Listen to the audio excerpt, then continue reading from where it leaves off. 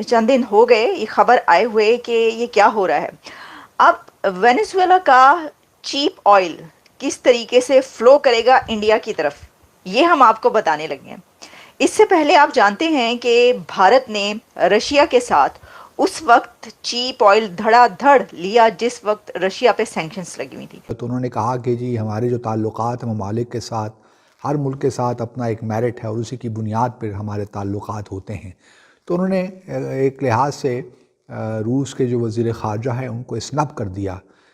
अभी आपको हम खबर साझा करें। स्टेट बैंक ने शरह सूद में कमी कर दी है। 2% शरह सूद में कमी की गई है। कराची के इलाके हब रिवर रोड पर बिजली और पानी की बंदिश के खिलाफ मकीनों का एहतजाज जारी है। यूसुफगोट के मकीनों ने रुकावटें और आग लगाकर रास्ते बंद कर दिए।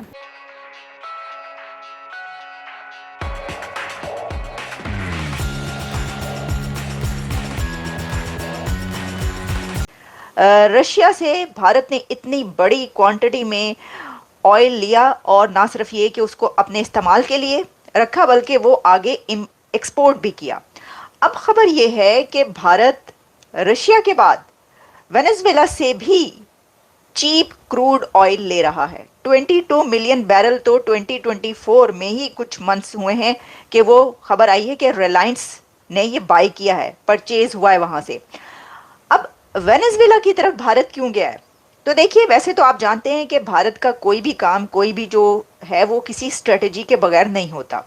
और ऑब्वियसली कि अगर वैसे तो 2019 से इंडिया वेनेजुएला से ऑयल लेता रहा है, ऐसा नहीं है कि इंडिया की कभी वेनेजुएला से ऑयल की ना हुई हो, इंपोर्ट एक्सपोर्ट हुई है। लेकिन क्योंकि आप जानते हैं कि वेनेजुएला पर अमेरिका की तरफ से सैंक्शंस लगी रही हैं, अभी कुछ अर्सा पहले भी वेनेजुएला पर सैंक्शंस लगी, यानी काफी ये सब चलता रहा है। ऐसी सिचुएशन में इस वक्त एक बार फिर भारत का एक और कंट्री की तरफ जाना, रशिया से तो बहुत बड़ी मिकदार में भारत को ऑयल मिल रहा है। क्रूड ऑयल तो उसके लिए कोई मसला नहीं है, तेल लेना भारत के लिए, दुनिया से कोई भी चीज लेना जो है वो मसला नहीं है इंडिया के लिए इस वक्त। तो जब रशिया से आपके पास आ रहा है तो फिर आप ऐसा क्यों करेंगे कि आप वेनेजुएला की तरफ जाएं? तो देखें, एक इसमें ये इसलिए भी कहा जा सकता है कि देखें, वेनेजुएला का जो क्रूड ऑयल है वो काफ़ी डर्टी समझा जाता है, यानी काफ़ी उसको सफाई की ज़रूरत होती है। दी डर्टीएस्ट ऑयल कहा जाता है वेनेजुएला का जो क्रूड ऑयल है। लेकिन इंडिया के पास इसकी भी सहूलत है, इसका भी उसके पास हल मौजूद है।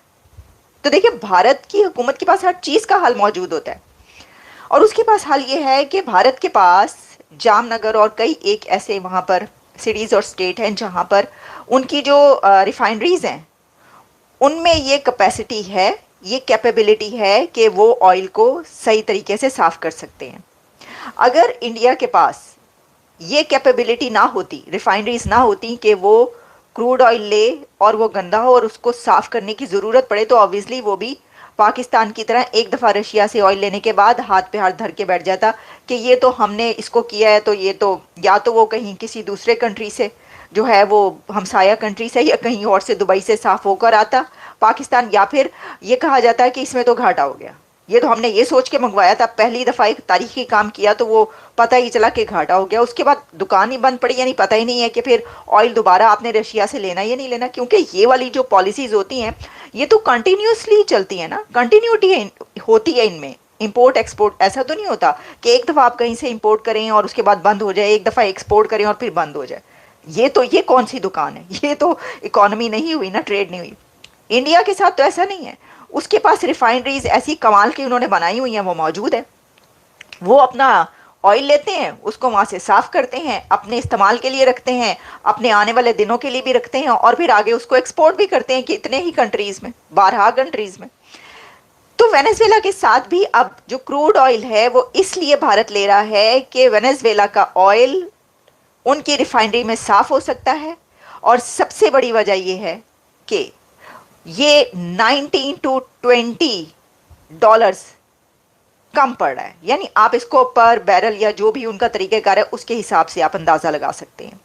तो आपको जो 15 से 20 डॉलर कम पर जो ऑयल मिल रहा हो, तो आप सोचें कि कितनी बड़ी क्वांटिटी में वो लेते हैं, तो ये बात पहुंचेगी बिलियंस तक।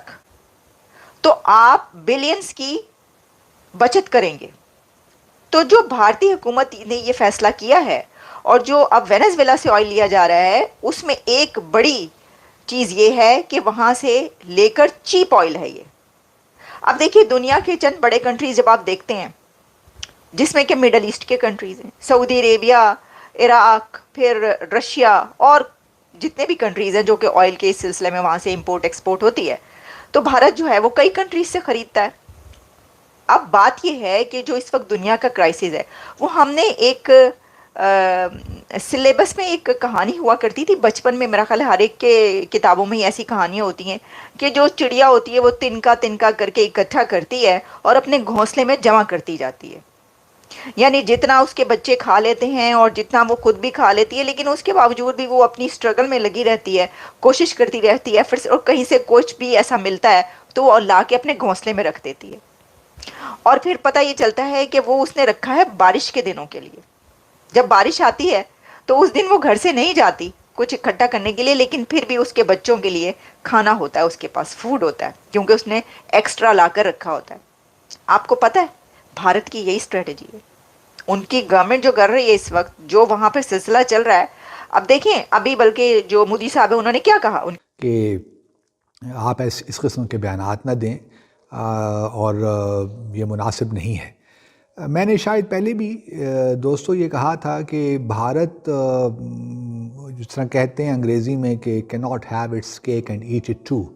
ये नहीं हो सकता कि भारत जो कोल्ड वॉर के ज़माने में मज़े लेता रहा है नॉन अलाइंड मूवमेंट के पीछे, वो अब सूरत हाल नहीं है। अगर भारत यूएस के जो है स्ट्रेटेजिक ऑब्जेक्टिव्स शेयर करता है, क्वाड का मेंबर है जिसमें ऑस्ट्रेलिया है, जापान है, यूएस और भारत, और वो बिल्कुल जो है टू काउंटर चाइना, जहां भारत एक तरफ यूएस के साथ उनके स्ट्रेटेजिक ऑब्जेक्टिव्स शेयर करता है, तो ये नहीं हो सकता कि उसके ताल्लुकात जो हैं चाइना और रूस के साथ भी उस तरह ही रहें या उनमें वही गर्मजोशी रहे। ये मुमकिन नहीं होता, क्योंकि भारत ने बड़े खुले अंदाज से यूएस के साथ एक किस्म का जो है अलाइंस ही आप कह लिए कर लिया है।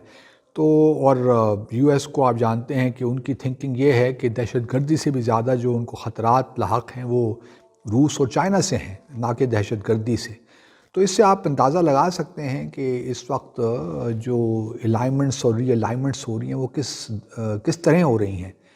तो मैं यही है कि भारत एक लिमिट होती है न्यूट्रलिटी की, और भारत और चीन और रूस को मालूम है कि भारत इस वक्त आहिस्ता आहिस्ता जो है वो यूएस की गोद में जा रहा है। अब रूस की भी मजबूरियां हैं। रूस की जो इकॉनमी है वो बुनियादी तौर पे ऑयल या एनर्जी पे चल रही है। उनका इंडस्ट्रियल बेस भी कोई इतना ज़्यादा वसी नहीं है, उनकी एक्सपोर्ट्स भी जो हैं लिमिटेड हैं। गो के अभी भी मेजर इकॉनमी तो है, लेकिन बहरहाल इकॉनमी के वो हालात नहीं हैं जो भारत के हैं या मगरबी दुनिया के हैं। लेकिन अभी भी भारत तकरीबन गो के भारत $20 बिलियन की डिफेंस इक्विपमेंट ले रहा है यूएस के साथ, लेकिन भारत साथ साथ तकरीबन 5 से 6 बिलियन डॉलर की उसने अभी जो है मुआहिदा भी किया हुआ है रूस के साथ, S-400 जो एयर डिफेंस सिस्टम्स हैं उनके लिए। तो अभी भी रूस, जहाँ तक भारत की दिफाई सलाहियतें हैं या जो इक्विपमेंट है, जो वेपन्स हैं, सिस्टम्स हैं, वो अभी भी रूस तकरीबन 60 से 70% जो है, अगर भारत की आप इन्वेंट्री देखें तो उसमें आपको रूसी सामान मिलता है।